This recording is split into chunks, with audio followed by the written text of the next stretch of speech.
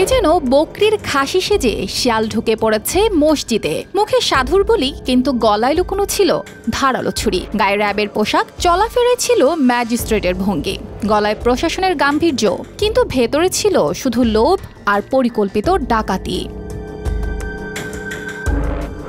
তারা এসেছিল নিরাপত্তা দিতে নয়, বরং কেড়ে নিতে। যেখানে ভোরের নিস্তব্ধতায় মানুষ চোখ মেলে দিন শুরু করে, ঠিক তখনই ঢাকার অভিজাত এলাকায় ধানমন্ডির ৮ নম্বর রোডে শুরু হয় এক নাটকীয় অধ্যায়। ছদ্মবেশে একদল ডাকাত হানা দেয় অলংকার নিকেতনের মালিক MA হান্নান আজাদের বাসায়। বাহির থেকে দেখে বোঝার উপায়ই ছিল না এরা আসলে কারা।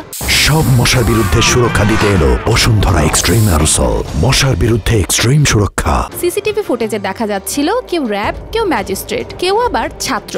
এই ৩ পরিচয়ের চাদরে নিজেদের মুড়িয়ে তারা একে একে ঢুকে পড়ে বাসাটির ভেতরে। চোখের পলকে পরিস্থিতি পাল্টে যায়। অস্ত্রের মুখে জিম্মি হয়ে পড়ে গোটা পরিবার। গলার স্বর্ণালংকার খুলে নেওয়া হয়, ঘরের প্রতিটি কোণ তল্লাশি করে নগদ ১ থেকে ১.৫ লাখ টাকা ও স্ত্রীর গয়না নিয়ে নেয় তারা। তবে এখানেই কি শেষ?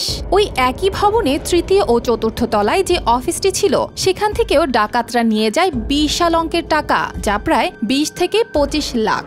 ধানমন্ডি জোনের এসি শাহ মোস্তফা তারিকুজ্জামান জানিয়েছেন, পুরো দলটির সদস্য সংখ্যা ছিল ২০ থেকে ২৫ জনের মতো। এর মধ্যে প্রায় ১০ জন ছিল র্যাবের পোশাক পরা।